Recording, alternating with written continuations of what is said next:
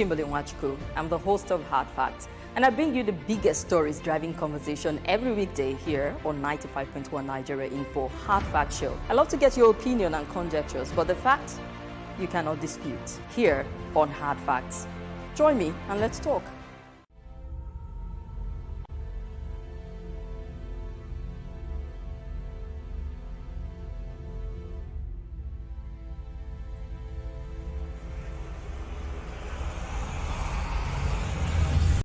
This is Nigeria Info.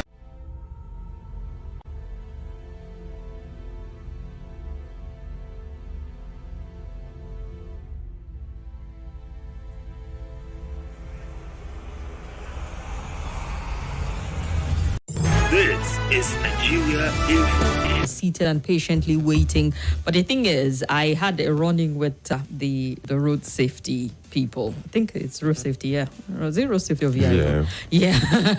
And I didn't have my car for body work and repair, so I removed all the documents from the vehicle, including the driver's license. So I was just cruising, minding my business, not knowing I didn't have all of those documents with me when they stopped me, and it was plenty grammar. All I can say is thank you for they just allowed me eventually to go, trusting that I will show up with papers as I promised, in which I will, sirs. All right. So thank you very much for your patience, and thanks to our guest, Salisu Abdullahi, and appreciate your patience. Thank you very much. Welcome. Yeah. Welcome to Hard Facts, your passionate, trustworthy conversational radio, where we take a look, starting off with some of the big stories driving conversation in Nigeria, and we will keep with that tradition today as we look at some of the stories that you're talking about. And seeing that my guest is comfortably seated, is a publisher with page 36, yes. And he'll be helping us wade through the stories today. And then after that, we'll shift gear into something a bit more topical. We'll look at something very interesting, and I'll have a guest join me via telephone for that. So it will be an amazing conversation today. My name is Kimberly. Call me Kim, call me the Oracle, the digital Oracle, call me the fellow OTF, Madam Speaker, and I will say yes to them all. And we're streaming live on YouTube at Nigeria Info ABJ. That's on YouTube, and we're also on Facebook at Nigeria Info ABJ on Facebook. Also, I can see we're up, so feel free to look at the studio and see what we're doing. Chidi Umezine is saying, Chidi sending hello. Ebere Joseph and Ministries Wanda came. And it's not Itodo, it's Salisu that you are seeing at the moment. It says, welcome to Hard Fact. Okay, it's not Itodo. Yes, you're correct. He's our amazing guest who is here.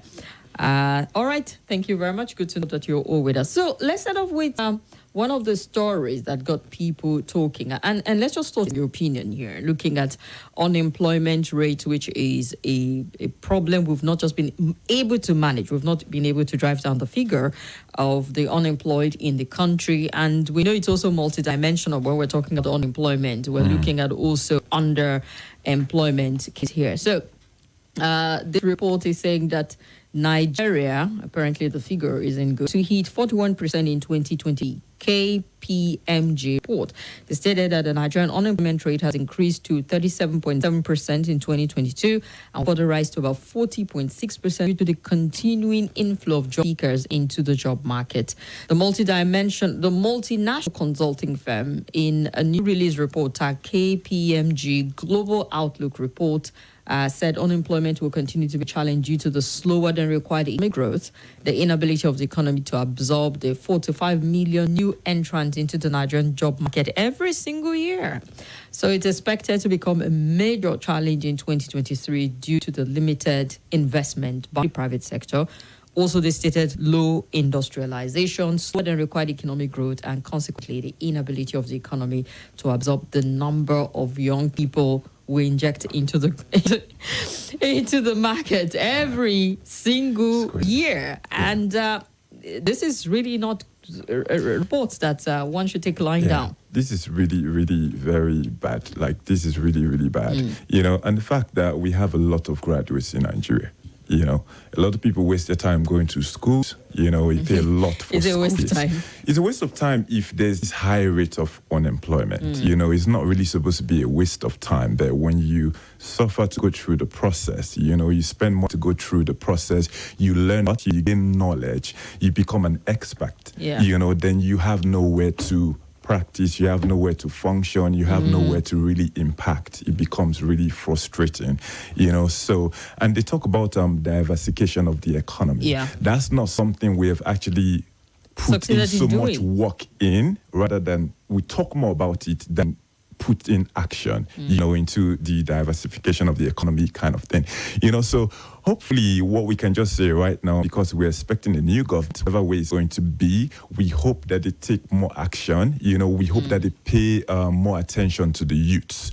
This is why the youths were crying for a youthful president. They expected somebody, or they wanted somebody, or they still even want somebody that understands what they feel, what they need, you know, because there are things the youths need, which unfortunately, some of the elderly politicians Are disconnected from they're it. disconnected from that, you know. So we need somebody that understands what's going on with us. What are our needs? You have a lot of Nigerians leaving the country, going abroad. Why? You know, nobody is asking why. We see what they're doing with the doctors. We're going to get into that today. We see what they're doing with the doctors, but what I expect the new government coming in, both at the federal, state levels, how do you create jobs? How do you create employment? What do you need to do? And not just talk about it. You know, we really need to be about it. We need to take it very seriously. You know, You said something when you talked about a new government coming in. I think it's even important for all of these figures to come out, and it is something that they need to plan along this line also. There are quite a lot of areas from security to economy, and then the staggering unemployment gap that we have, to saying that you need to hit the ground running. One would just wait to see if they would have any ingenious idea they're I going to even put forward. expect right now, because we're seeing, I really don't want to go into politics though, but rather than seeing picture of the president-elect, you know, walking on the streets of France, what I expected at that point in time is that they released a picture of them sitting on the round table, planning and plotting for the betterment of Nigerians. Insecurity, how we're going to tackle it, employment, infrastructure, health, education. That's what I needed to see. You know, they need to show us that they're actually serious about tackling these issues, because the issues are there. They might not feel them, but the issues are really there. So we need a government right now that's going to be able to connect, that is even willing to connect with the people, to listen to the people. We are tired of that military style of leadership where you just order. We need somebody to dialogue. You know, you need to create avenues where you can listen to the people, to know the wants and needs of the people. And in terms of employment as well, we need to sort out insecurity. It's very, very important. We talk about FDI, foreign direct investment. That's one major source of employment, and we really don't have that. In the past 8 years, we have had a lot of these foreign multinationals leave the country than come in. You know, where you're talking, one particular one came to mind. I think it was Unilever. They said they were going to stop producing some of their brands. And you know what it translates to? If you go to neighboring countries to produce them and bring them here, it means there's going to be job cuts. More unemployment in the country. That's exactly what I'm saying. So imagine a lot of them leaving, you know, so you're creating more unemployment, because right now they're forcing a lot of the youth and the graduates to become entrepreneurs. Not everybody is made to be an entrepreneur. Even the entrepreneurs have their struggles. You know, you don't have capitals to even start with. So that could have been great, you know, if there's proper funding for even the entrepreneurs, so you could recruit people. Recruiting people, getting government support, you're cutting down the unemployment as well. But most of them are struggling. That's the fact of the matter as well. So a lot needs to be put in place. A lot of structure needs to be laid down, and they need to be very intentional about solving this problem of unemployment, because the projection for next year is increasing.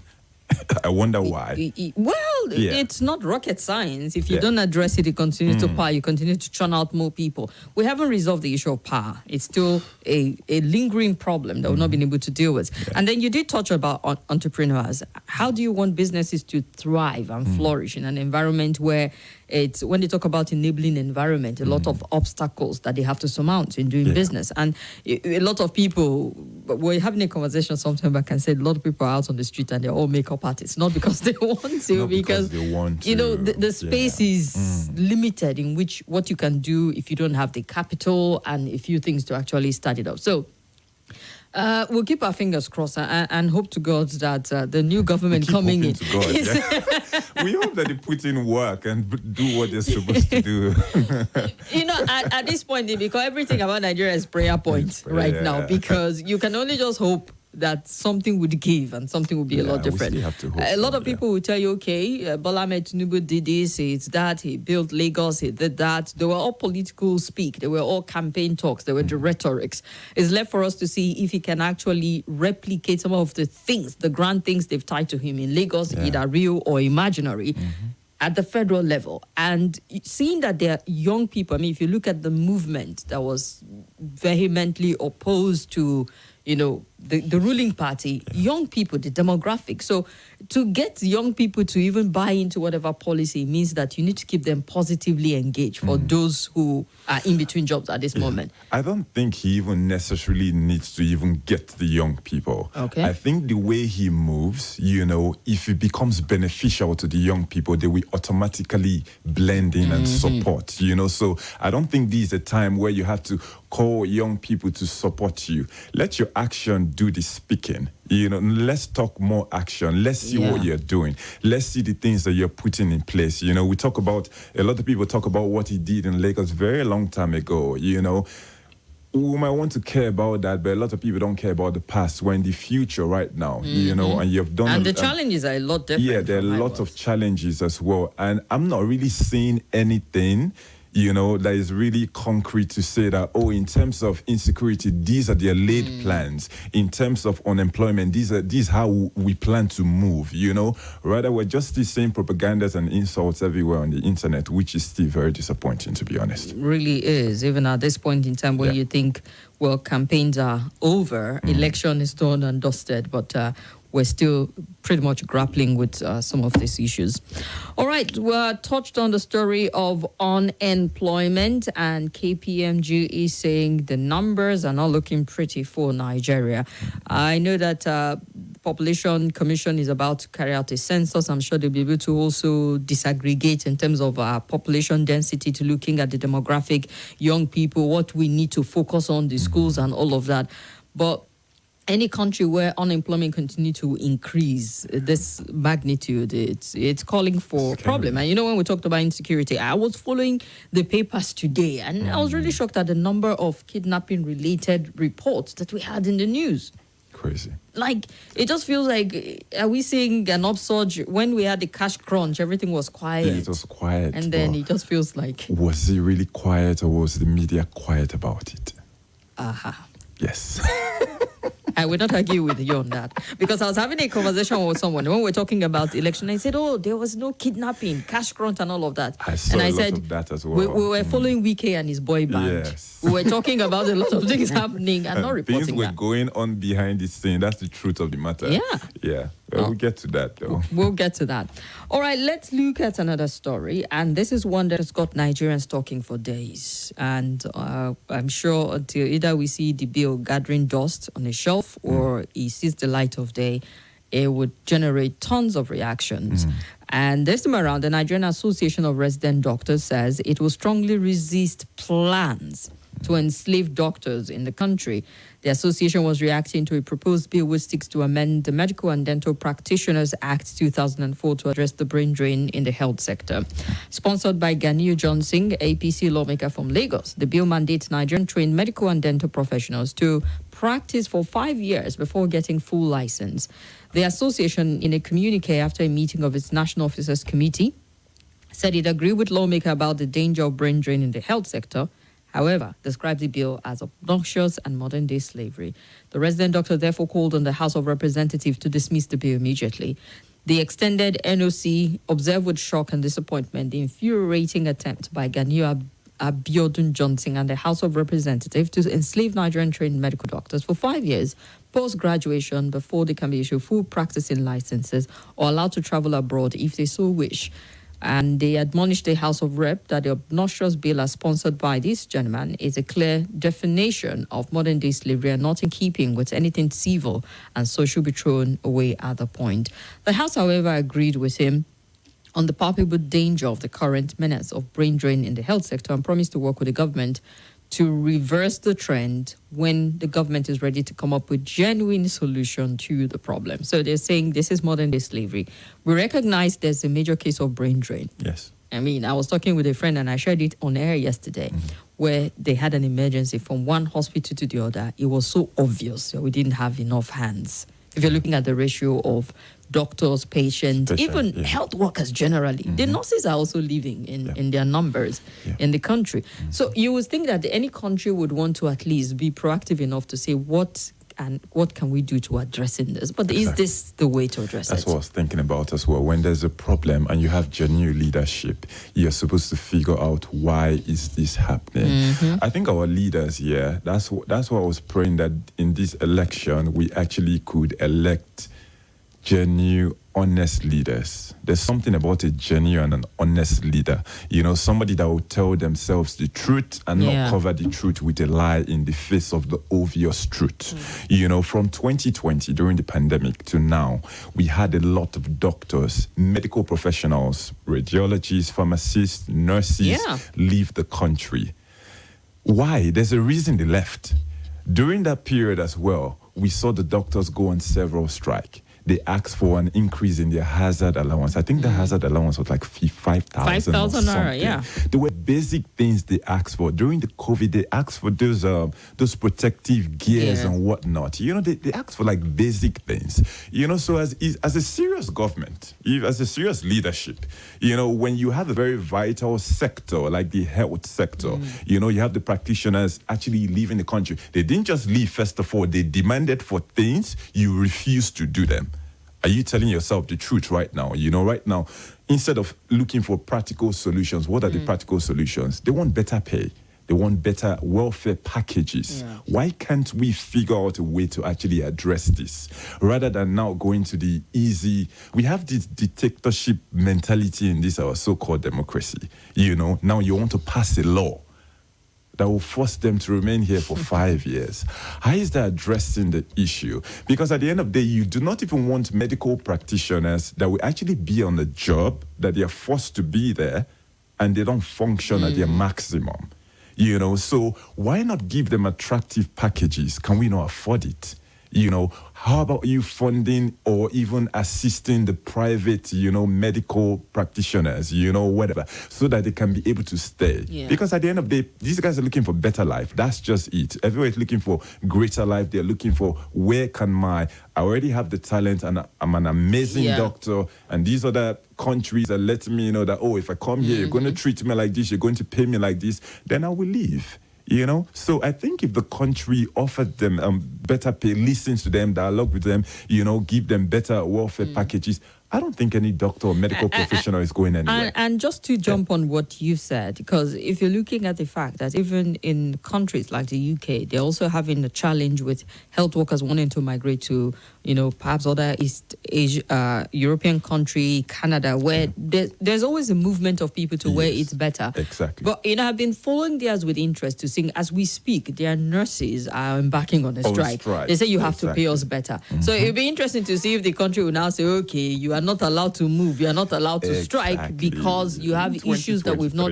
It just sounds a little high-handed in addressing a particular problem. Tough. Like, we need to be more flexible in our approach. And that flexibility, even when they go on strike, I know resident doctors have gone on strike, NMA, you've seen tons of strike, they've gone on demanding for better work condition, welfare, and the likes of it. There's usually that high-handedness, even in interfacing with them, to say, sometimes he feels, I remember the last strike, he felt as if the doctors were the bad guys. Like,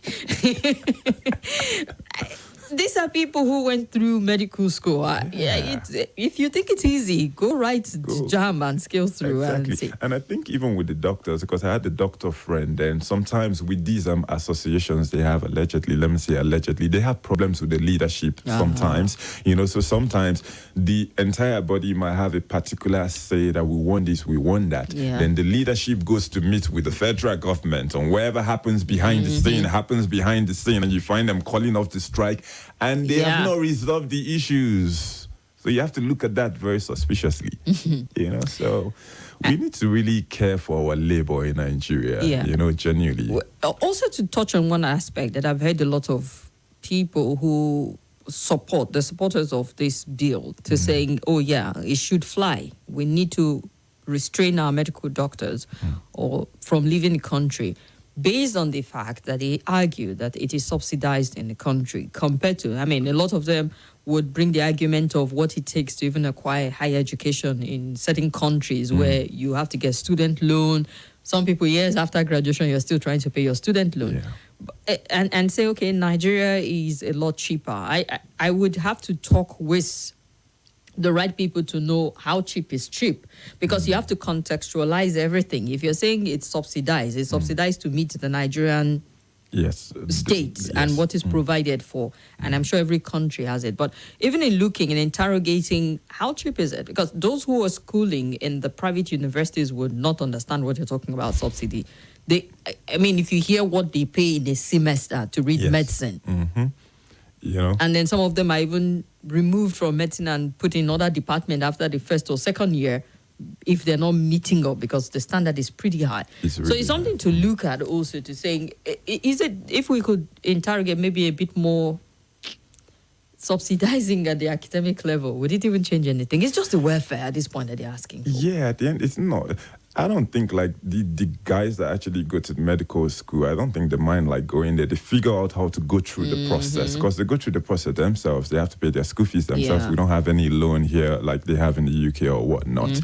It's only right that if I've gone through this rigorous process, acquired all this knowledge, and the field of practice I am in is very important to the country. These are lives. I'm dealing with lives. We're not joking here. If I'm not 100% on my job, a lot of people will die. A lot of people will not be well taken care of. How do we joke with such a sector as well? Why are we even joking with such a sector? And I was just thinking right now as you were talking, there were talks a couple of years ago where Nigerians were saying political leaders, we should pass a law where they cannot travel abroad to go have their medical But why haven't we done that? And they resisted that one. Even during the debate, some of the presidential candidates, they actually asked them, if you become president, will you use the local hospitals? Some of them said, no. And one had to be very honest. He said, no, if it's a matter of life and death and we don't have it here, why don't we have it here? I have to travel. So if we're not mandating you as our leaders to use the poor local health infrastructure we have here, I don't think they have any right to mandate the doctors or the medical professionals not to leave the country. I think what they need to do, the right thing to do, is to look into their demands and see whatever solutions you can prefer that makes sense, that's reasonable, something reasonable. You visit some of the clinics, primary healthcare centers, the state they are in. Nobody wants to go through all of the hassle of schooling, academic work, and all of that to end there. Maternity picture. Oh my God, it's terrible. That's why I say we need leaders here that will be very intentional, that are genuine and honest in every sector. Yeah. We'll see if they will take up the challenge and restrain politically exposed people or politicians from going to the diaspora. It would have even affected the president as we speak already, because he's one who enjoyed the luxury of... Trade that in. Put the 5 years, we'll put the 4 years for you as well. 4 years in office, you can't go anywhere. 5 years in practice, I can't go anywhere as well. Exactly. Well, if they were put on, perhaps Nigerians will buy into this at the end of the day. Because we'll be forced to do the needful at that time. Exactly. Yeah. And Dan Babashe, who says, came Lone Ranger today. Itodo was on What's Happening Abuja show today, but he'll be back tomorrow. And Aminu Sherry Mao, all right, Israel. Eberani, just okay, all right. Olubade Abiodun Good afternoon, Kim, and to our guest. The incoming administration really needs to tackle issues from day one of the administration. Rural Mission Outreach says the unemployment situation is alarming and really it keeps growing. Unfortunately, we meet some of these guys on a monthly basis during our village and rural community outreach. Nigeria info is more interesting on YouTube than radio. We pray for Nigerian continually as unemployment keeps growing higher. God would help us. The digital Oracle, you're doing well. Thank you very much. Ultimate, that's from Pastor Courage Ahis. And Ultimate G said, why should such a bill be introduced if the federal government are doing the needful to encourage, facilitate, and improve healthcare sector in the country? Godwin Inaite says, good afternoon, Kim, and to our guest. Nigerian government are not serious about our health sector. Why would they be playing with our health sector? Take care of our medical practitioners and our doctors will stay back. Ijat Mohammed says, good afternoon, Kim. I think the law is meant for students who study medicine at Nigerian public universities, not private universities. All right, then. It's not been broken down to explain the it doesn't even matter at that point. Yeah. It really doesn't. At this point in time, if you say you went to a public university or not. It shouldn't apply to anybody. Yeah. Just unacceptable across all board. Yeah. And let's see here on Facebook, Taiwo Isaac Aderibigbe. All right, says Oga Salisu, is formal education a blessing? Where were we? Is formal education a blessing or a curse to our society? What solution is there to proffer? Okay. And Bulus John, we see you. Ramat Yusubola, we see you. Stanley Uchenna, thank you very much, is watching live from Ontario. That's good to know. We appreciate you and the thought that you have shared with us. Let's look at a few more comments also on what Taifa will take on the next story. You see, we said the president and his lieutenant are detached from reality. Additional is telling us they've done marvelously well, and Buhari will leave Nigeria on a high. Yet we're seeing unemployment increase, poverty, insecurity, and the likes. Virtue from ASO Drive says APC would fault the latest report on unemployment and perhaps want to blame a movement for being responsible for it. If it was in their favor, they would have celebrated and taken credit for it. In fact, they would add to the list of the achievement. Virtue. And Tokwe, good to know that you're with us. Good afternoon to you.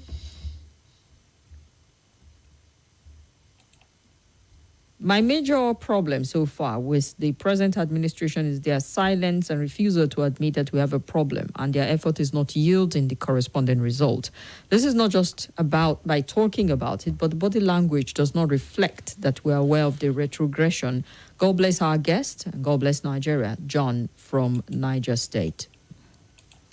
This make-believe idea that young people, especially the Abuja movement, constitute a large chunk of youth in Nigeria is misleading. I'm a youth. I don't support Obi, and I didn't vote for him. So many other youths in the country that didn't vote.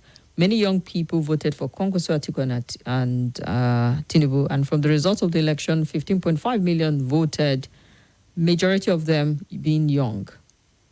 All right, Abdul from Maitama. Good afternoon to Kim and our guest, Michael. They should pass a bill to stop lawyers from traveling out of Nigeria for treatment. Why? Lawyers? Why lawyers? What did lawyers do to you? Lawyers, well.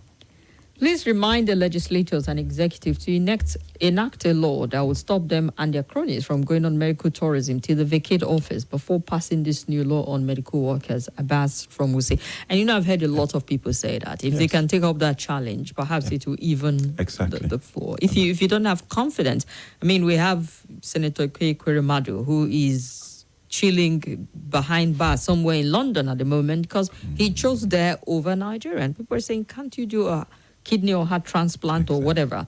We don't have all the capacity, we can lie. However, you start to build the confidence and trust and even investment if you took some of the treatment here. I remember when the vice president underwent his surgery somewhere in Lagos. It was talked about and people appreciated the fact that he trusted the system. You know. And that's going to also, generate traffic for whatever clinic he used to say. If the president if the vice president can trust this place, then we can trust it also instead of going abroad. Because I think some of the leaders actually demarket the systems that we have here, and they don't know. Because if the vice president could treat himself here, and he got very good treatment. So that told us that we actually have great hospitals, great doctors in Nigeria. Yeah. If most of them could stay here, patronize the system, maybe most of us would be forced to patronize the system. Because most times when they're leaving to patronize foreign hospitals, you're taking foreign investment there as well. You know, money you could have spent here and even spent even cheaper. Yeah. To benefit a local hospital, you rather go and spend double or triple in an overseas hospital. Indeed. All right, and the other story we put up on our Facebook page is still, we touched on it briefly when we're looking at the case of insecurity. Okay, yeah. In the country. Oyebanji, I beg your pardon, Ekiti State Governor, I think, over the resurgence of kidnapping and so on, with government agencies to fight the menace. He added that the absence of security of lives and property in any community would adversely affect development and growth of such area. The government made a statement over the weekend while playing host to chairman and leadership of, Ekiti West local government and Ekameta local council area in the state. According to him, he heard that kidnappers are resurfacing in some areas and we must not sit as a community and do nothing. We need to ensure that we don't allow it happen because there's without security, people will run away from such a place and there will be no development. He had so much to say, but this is one of the many stories. If you check out different national dailies today, where you find issues of kidnapping, abduction, resurfacing, or arrest of some of the kidnappers. It's just awash in a lot of the papers today. Yeah. And like you pointed out when you talked about it, saying, was it that it wasn't happening or we're not reporting exactly. it And at that point I can in time? authoritatively say the news was just minimized. It was still happening because I publish news. So I actually see the news. We're not breaking headlines anymore because we're more focused, especially during the new Naira policy. Yeah. We're more focused on getting because cash that was one of the targets of the cash monetary policy to see how we can cut down. Another thing I thought about as well. I'm like, what was the point of the whole thing? And there was actually, even if there were cases of kidnapping still reported then, I can say, based on what I saw then, they were actually very minimal. I wasn't hearing 130-something students kidnapped. We didn't see that in the headlines then. But there were still kidnappings going on. They're very minimal. So I actually believed then that the new Naira policy did something. It actually impacted or reduced the level of kidnapping going on because there was really no cash. Nobody could really even do transfers. Exactly. And the transfers, you have limits, and transfers were hanging in the air, and there was no cash. So there was a little bit of impact in as much as there was pain though, so I'm not one of those that really like the fact that the Supreme Court just scrapped everything like that because we're going somewhere and we had already started. But then if you put it on a scale, the hardship that people were going. The pain though, you really don't want to feel. If you've started feeling a pain for something, I'd rather go through the pain and get to the end of that rather than feel the pain. Then I go back to the worst situation because insecurity. If we're looking at insecurity, though, and we're looking at, the stress that we went through during the lack of cash in the country, what's worse off?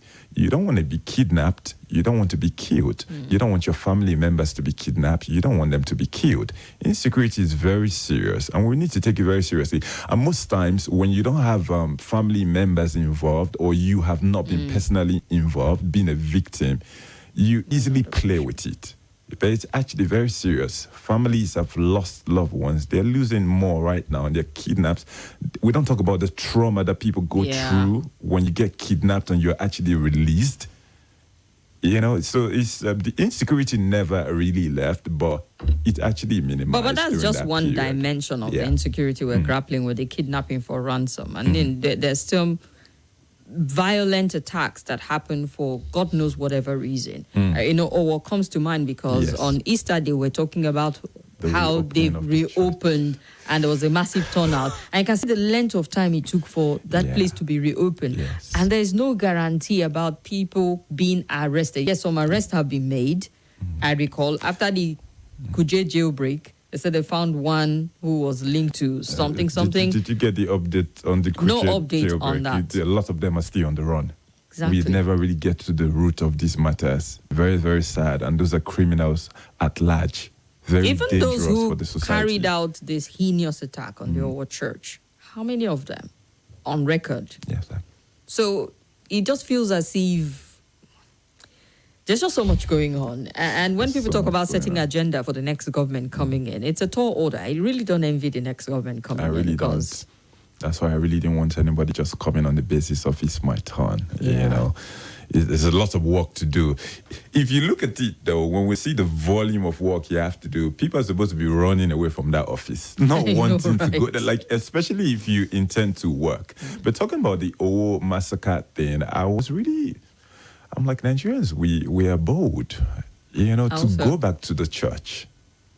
And you hope lightning doesn't strike twice. Yeah, that's that's why I say we are bold. Like, the church was full. I'm like, what confidence did these people have to go back here? Was the security vamped up? Like, what happened? Like, oh, we just went based on our belief in God. You know, we're very godly and religious. you And know. given the fact that it's not exactly clear the reason for that attack. Nothing. We didn't get details, you know, as to what happened, the intention, the purpose, you know, business as usual, which is very sad. Weird. It's very weird. Hopefully things can change, though. But insecurity never really went away. All right, let's open up the phone lines. Let's get a few of your thoughts in. And I'm sure there are quite a number of people who have so much to share with us. Call us up on 0700 951 0000. Or you can call 0809 5974869 or 0809 9930137. Hello. Hello. Good afternoon. Good afternoon, Visitor Oroku and your guest, Abubakar from Gwagwalada. Good afternoon. It's very easy for our leaders to be sincere and be purposeful, to create capacity in health sector, to raise the status of our health sector among committee of nations who have high indices of medical profile. It's very easy. They should restrain themselves first from seeking medical tourism abroad. The Vice President Oyebanji has demonstrated that. He has his knee treatment here in Lagos. He was treated successfully. So every other high-ranking of this government should follow suit. Then the ordinary individuals will take you from there. Then we're better off as a nation. There will no need for us to go to India, whatever. You have seen Cuba have they developed their capacity in health sector. All right. So, even India. Thank you. Thank you very much. Hello. Yeah, hello. Yeah, good afternoon. Good afternoon. You're welcome. Yeah, okay. Use cash flow on the line. All right, So- cash flow, I would need to give you a Yeah. warning heads up. Please mind your language. No problem. But the truth is, we need to say the truth. Even though sometimes it's hard to say the truth, but I will mind my words, just like you said. Issue of insecurity, once again. You see, this government has succeeded in playing games with the citizens, whether we like it or not, because they came on board on the mantra of fighting insecurity. And even the so-called president, who is a former military general that was supposed to have solved this issue, has failed woefully. And they have nothing to tell Nigerians. They should be apologizing to Nigerians for putting us in this, this state of insecurity, despondency, and hopelessness, because they have failed woefully. And it is unforgivable for them to come and tell us they've achieved, something with their administration. This is not what, Nigerians bargain for. And look at the issue of drugs, again, that is coming up. Oh, all right, that's not part of our story for today. So Let's leave me that. conclude. So this government has failed woefully, and they have nothing to do. So they should live in shame. So that is it. All right, then. Let's look at hear from someone else. Hello. Good afternoon. Yes, good afternoon. Let's look at That's Engineer Ola. Engineer Ola, you're welcome. I greet your guests. Thank you very much for your analysis. I was listening attentively. Engineer Ola, you're welcome. Yeah, but the Oracle, there's something I want to say about the bill, the doctor not going outside. Go ahead. There is something I used to talk about, because before this administration came in, before the president came in, we all heard that he was broke. People contributed money for him to become the president, to buy the ticket and all of that. All of a sudden, our president won the election and become the president, and then we started hearing that his doctor is in abroad. Somebody that doesn't have money and then doesn't have doctors abroad, they are subsidizing the hospital in London. You are now telling your citizens that they cannot, they have to practice here before they can go anywhere after 5 years. And you, the number one citizen, spend about how many billions on the hospital at the villa, which your wife came and said they don't even have a weather syringe or at that time. It was on the news, Sister Kim. You understand? And then you see sometimes when all these government people come up with something, you don't think that they are ruling the fools as if you don't know what is going on. That is just what I think sometimes, because all right. You are not doing something and then you want somebody else to do it. Thank you, Engineer Ola. So we'll go on a break for the news and we'll be back to hear more from you and read as many of your messages as possible. Our guest is still here, Salisu Abdullahi, and he'll be with us from now to the bottom of the hour when the roundtable is over. Let's make way for Bivan, the news at the top of the hour. Stay with us.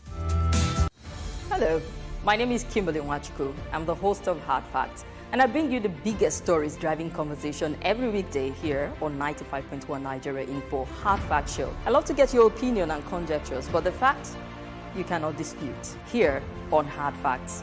Join me and let's talk.